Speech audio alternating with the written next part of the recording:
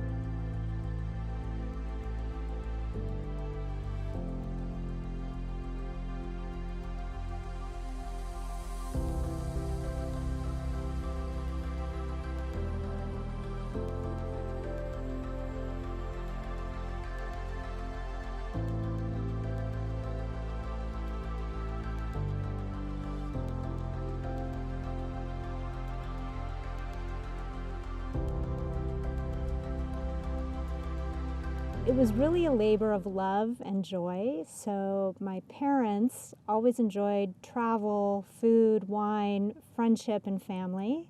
And they decided that having a winery would be a great way to channel all of those joys. And it also is an ode to my father's heritage in agriculture. He grew up on a farm in Wisconsin and always liked the land and being connected to it.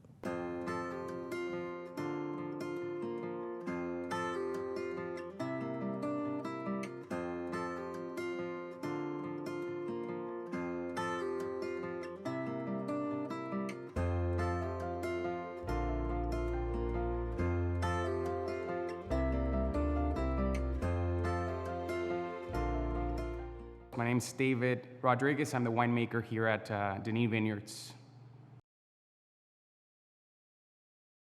I just like wine a lot. Making it, it's a fascinating thing, seeing it change in barrel.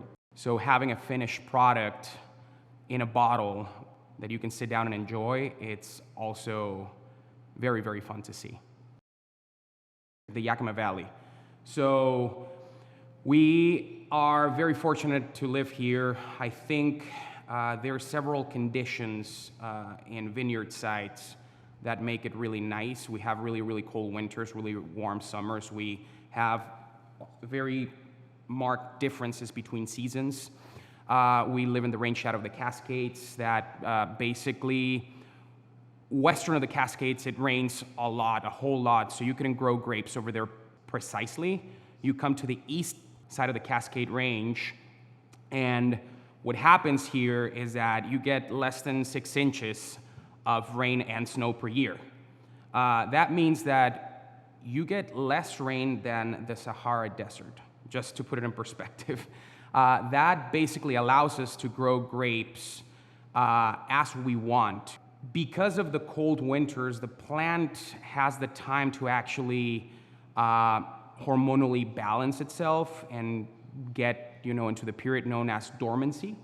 And then during the spring, everything starts to, bloom out. And then during the summer, you start getting, the flavors that make great wine great, basically. So the conditions of the Yakima Valley themselves are very good for the purposes of making wine. Here in Washington, we basically would be a high desert, but during the New Deal, they built several canal districts, and those canals feed all of the irrigation that we use.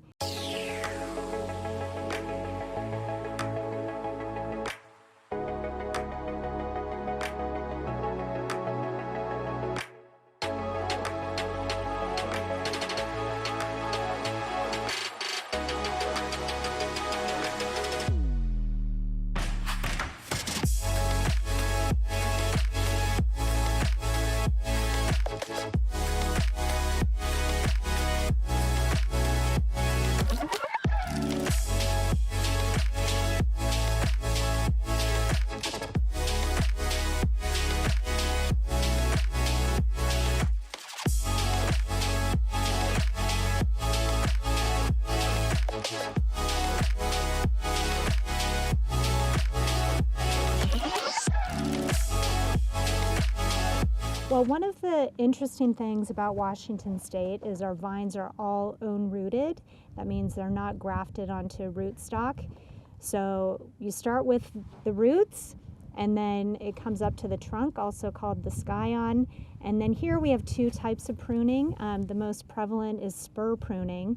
And with spur pruning, you have the trunk and then a cordon that comes off in the T, and then shoots that come off the cordon, which ultimately produce your grapes.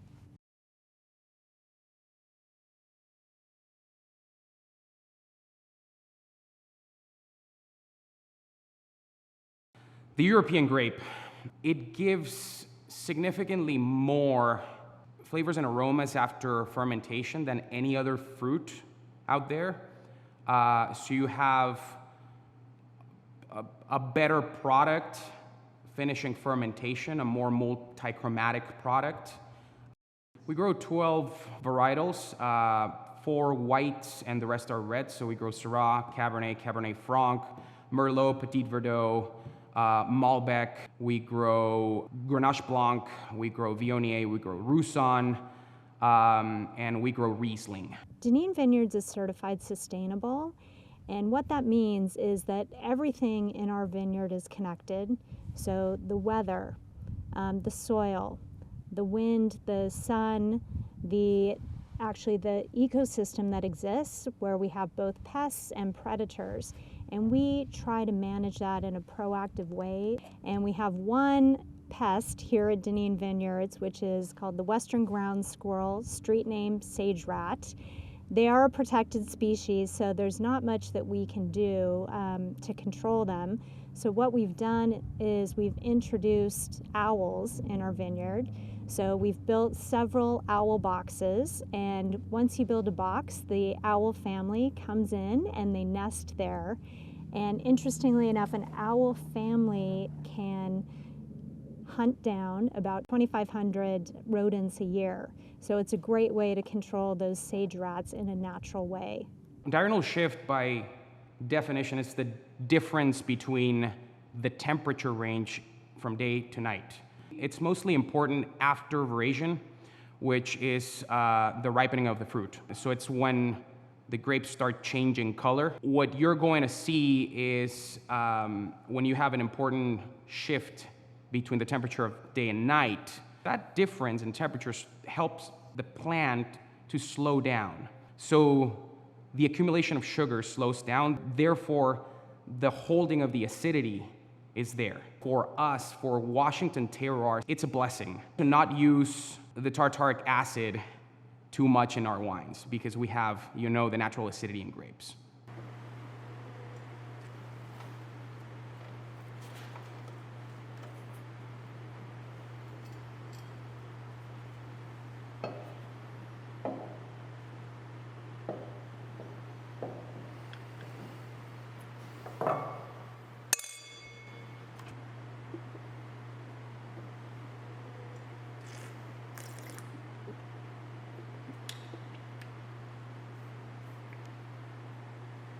Very good.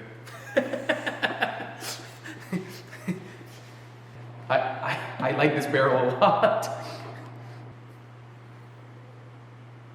The Val de Loire? Yeah, that's the Val de Loire. Yeah, so we have rose bushes, probably every other row here in the vineyard.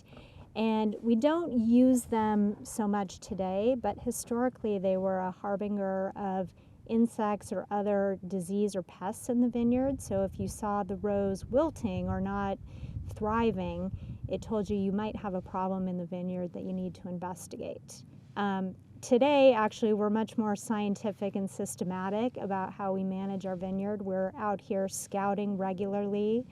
We're taking samples of the vineyard to assess the health of each vine and how it's doing over the growing season. Oh my goodness, the best wine I've ever had. Well, I'm a mother, and so I don't like to choose favorites, but I think for me, it's more the context of where I've enjoyed the wine. So I love a great glass of rosé out on the water in a boat. I love a crisp white with a sunset, and with a meal with friends, I love a bold red.